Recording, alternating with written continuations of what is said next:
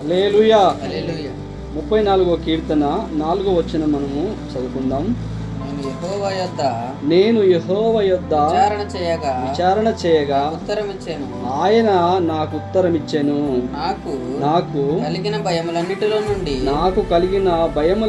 నుండి ఆయన నన్ను తప్పించెను. దేవుని నామానికి మహిమ కలుగును గాక.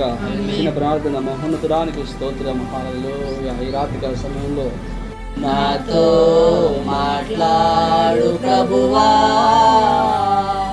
నీవే మాట్లాడుమయ్యా. నీవు పలికితే నాకు మేలయ్యా, నీవు పలికితే నాకు మేలయ్యా.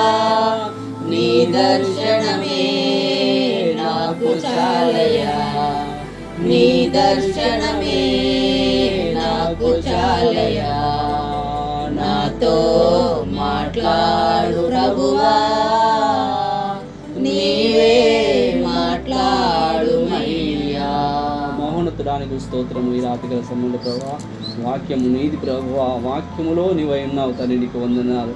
వాక్యమే శరీరధారి ఈ లోకానికి వచ్చిన తండ్రి, నీకు వందనాలు ప్రభువా. ఈ రాత్రికాల సమయంలో వాక్యాన్ని కొద్దిసేపు ధ్యానిస్తుండగా నా నోటికి బోరగా ఉండి చిన్న వారికి ప్రభావ వినగల చూడు గ్రహించమని దయచేయండి అయ్యా. నన్ను నీ సెలవుసార్లు మరుగుపరుచుకోమని, తన అలుపుడు అయోగ్యుడైన నన్ను ప్రభావ బలపరచుమని, ప్రతి మాట ప్రభావ వ్యర్థం కాకుండా మంచినీళ్ళు పడే విత్తనంలాగా ప్రభావ ఈ వాక్యం చెప్పుచున్న నా నోటికి బోరుగా ఉండి మీరే వాడుకోవాల్సిందిగా ప్రార్థిస్తున్న ప్రార్థన చేస్తున్నాం అడుగుచున్నాం తండ్రి. హల్లెలూయా.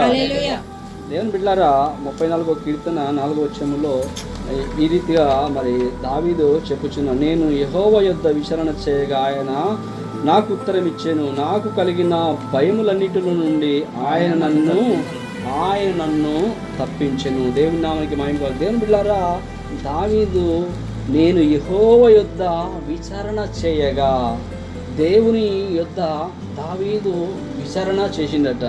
దేవుని బిడ్డలారా, దావీదుకు శత్రువులు ఎదురవుచున్నప్పుడు, మరి సమస్యలు ఎదురవుచున్నప్పుడు, తన జీవితంలో మరి దేవుని బిడ్డలారా మరి ఎప్పుడైతే సౌలు దగ్గరికి వచ్చి ఎప్పుడైతే గొలియాతును జయించిన తర్వాత మరి దావీదు జీవితంలో అనేక శ్రమలు ఎదురయ్యడం ప్రారంభించబడ్డాయి. ఎందుకంటే మరి దావీదు ఎప్పుడైతే ఆ గొలియాతుని జయించిండో, మరి దావీదుకు వేల కొలది,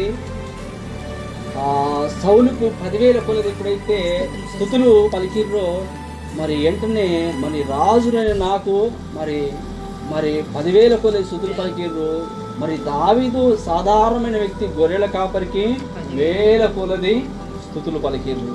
అంటే నేను రాజులై ఉండి నాకు తక్కువగా పొగిడిర్రు, అతడు సాధారణమైన వ్యక్తి, గొర్రెల కాపరిని తక్కువ పొగిడని మరి ఆ రోజు మొదలుకొని విశ్వపు చూపు చూసి దావీదు మీద విషపు ఒక సర్పము, దానికి ఏదన్నా కొద్దిగా మనం తలిగితే అది మనకు పగబట్టి సంపాలని మనల్ని ఎక్కడున్నా కానీ మరి మనల్ని సంపాలని మన ఎంట పరుగు తీస్తూ ఉంటారట, మనం ఎక్కడ దొరుకుతామని చూస్తూ ఉంటారట.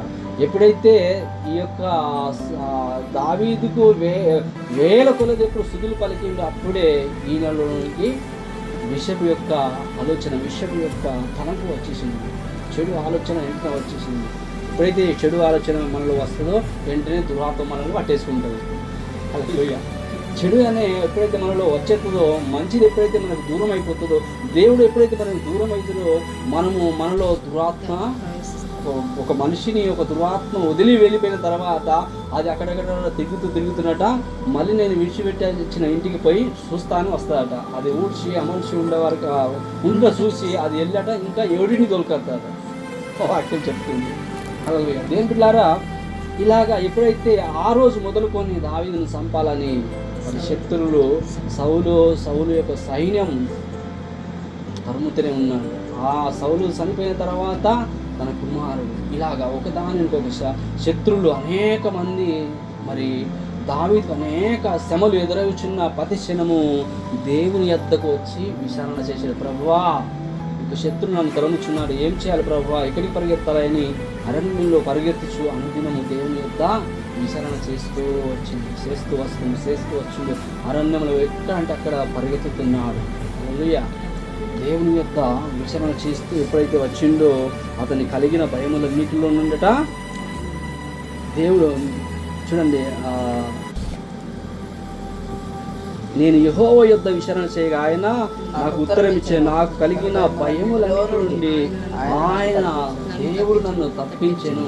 చూడండి, మనకి ఏదైతే మనం ఈరోజు మధ్యాహ్నం గుణంగా మెసేజ్లో మనం అదే అనుకున్నాం. మిత్రులారా, ఎప్పుడైతే మరి ఆ రెప్పుకు కడుపు నొప్పిలో చాలా భయంకరమైన నొప్పి వచ్చినప్పుడు ఇలాగైతే నేను బ్రతుకులో ఎందుకని దేవుని దగ్గరికి వచ్చి దేవుని దగ్గర మొరపెట్టినప్పుడు దేవుడు, అమ్మా నువ్వు ఎందుకు భయపడుతున్నావు, నీ యొక్క గర్భంలో ఇసరు సౌర పిల్లలు ఉన్నారు, అందుగురించి ఆ నొప్పి వస్తుందని దేవుడు చెప్తుంది. ఆమె యొక్క భయముతో వచ్చింది దేవుని సన్నిధిలో. దేవుడు ఆమెతో మాట్లాడిండు, నెమ్మదిగా ఇంటికి వెళ్ళిపోయింది. దేవుని స్తోత్రం కలుగుగాక. దేవుని బిడ్డలారా, మనకు భయము ఎప్పుడైతే కలుగుతుందో మనకు రోగమా, మన సమస్యలు ఏదైతే మనల్ని భయపెట్టాలని ఇవి మనతో ఉన్నప్పుడు మనము దేవుని దగ్గరికి వచ్చి ఈ సమస్య ఎందుకు వచ్చింది అని ఎప్పుడైతే మనం అడుగుతామో దానికి పరిష్కారం దేవుడు సూచిస్తాడు. హల్లెలూయా. దాని జీవితంలో ప్రతి ఒక్క పరిస్థితుల మధ్యలో దేవుని పాదాల దగ్గరికి వచ్చేస్తుంది. తనకు ఎదురవుతున్న ప్రతి ఒక్క సమస్య వచ్చినప్పుడు వెంటనే మోకరించి, దేవా నేను ఏమి చేయమంటావు దేవుని దగ్గర అడుగుచుండే. సొంత నిర్ణయం మీద ఎప్పుడు రంగా అందుగురించి ప్రతి ఒక్క యుద్ధాలలో విజయం పొందేందుకు దావీదు ఎందుకు కారణం తెలుసా? దేవుని స్తుతించేవాడు. ప్రతి దేవా ఈ యొక్క యుద్ధానికి పోవాలంటే మొదట ప్రార్థన చేసేవాళ్ళు. అడుగుతుండే దేవుని, ప్రభా ఆ యుద్ధానికి ఆ దేశం మీకు ఆ శత్రుల మీకు యుద్ధానికి వద్ద నేను జయం పొందుతున్నా లేదా అడిగిపోయేవాడు. అప్పుడు ప్రార్థన చేస్తుండే, దేవుడు పొమ్మంటే పోతుండే, వద్దంటే విచారణ చేసేవాడు, తెలుసుకునేవాడు. ఎల్లల్లా వద్దా, వెళ్తే నేను విజయం సాధిస్తానా లేదా ప్రభు దగ్గర అడుగుతుండే, వెళ్ళమంటే వెళ్తుండే, వద్దంటే అంటే దేవుని దగ్గరికి వచ్చి విచారణ చేసేవాడు. మనం దేవుని దగ్గరికి వచ్చి అడగాలి. మన సమస్య ఏదైనా దేవుని దగ్గరికి వచ్చి అడిగితే దేవుడు నీకు జవాబును ఇస్తాడు. హల్లెలూయా. దేవుని నామమునకు మహిమ కలుగును గాక. దేవులారా, దావీదు జీవితంలో అరణ్యంలో మరి ఉన్నప్పుడు అతని